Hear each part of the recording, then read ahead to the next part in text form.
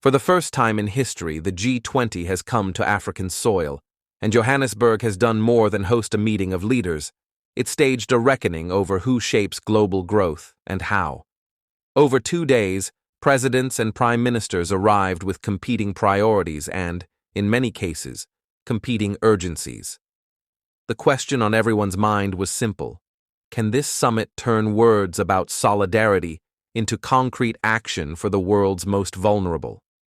South Africa took the stage not just as a convenient venue, but as a symbol.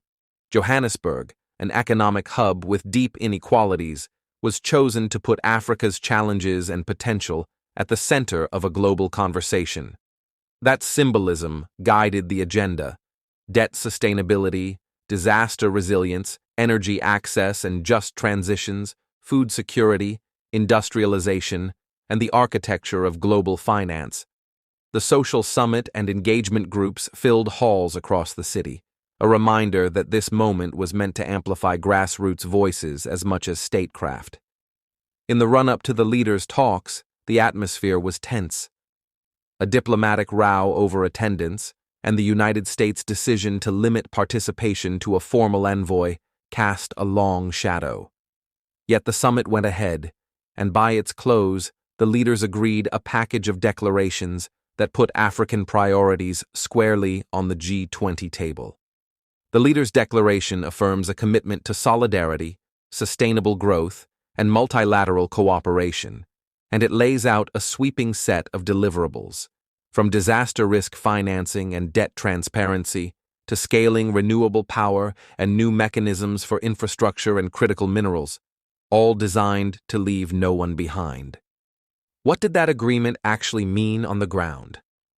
First, the summit elevated finance as a central tool for resilience. Leaders endorsed principles and practical tools to reduce disaster risk, expand early warning systems, and mobilize pre-arranged financing mechanisms, measures that matter in a world where storms, droughts, and wildfires are growing more frequent.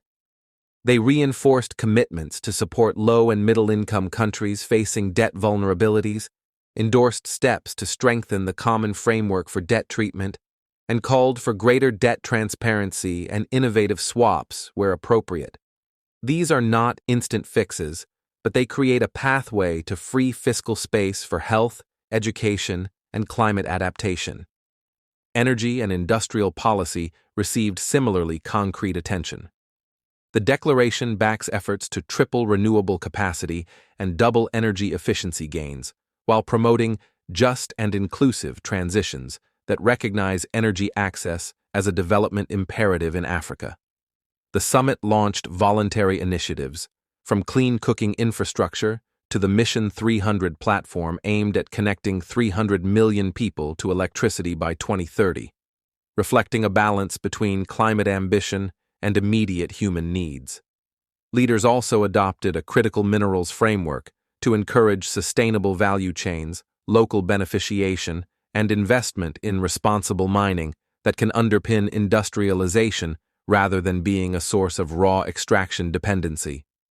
On trade, technology, and governance, the G20 pushed for stronger, fairer engagement. The declaration reaffirmed support for the WTO and called for constructive progress ahead of the WTO Ministerial in 2026, while also endorsing steps to harness digital infrastructure, AI cooperation, and inclusive industrial policy that can create jobs and reduce inequality. There were concrete pledges to enhance the voice of developing countries in multilateral banks, including a new IMF Executive Board Chair for Sub-Saharan Africa, and to pursue reforms that make global institutions more representative. Significantly, climate and nature were woven through the outcomes.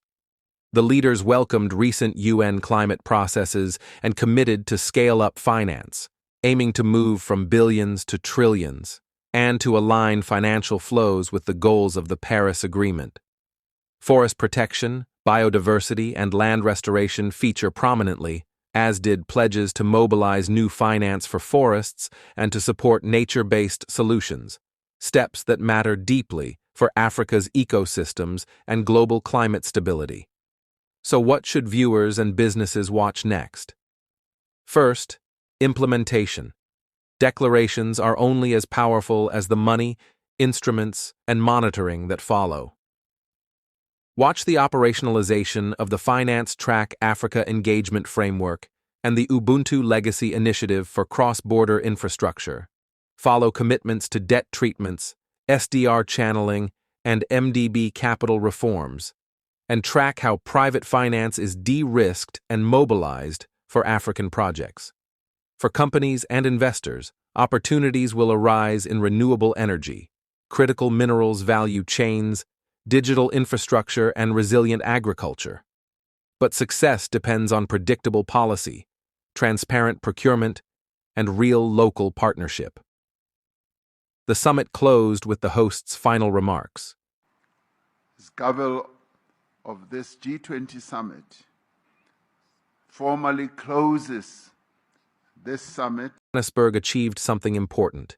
It wrote Africa's priorities into the G20 playbook and delivered a framework for sustained engagement. The test now is turning commitments into delivery. If the leaders follow through, funding adaptation, enabling just energy transitions, reforming financial architecture, and protecting forests and food systems, this summit will be remembered as a turning point for inclusive growth.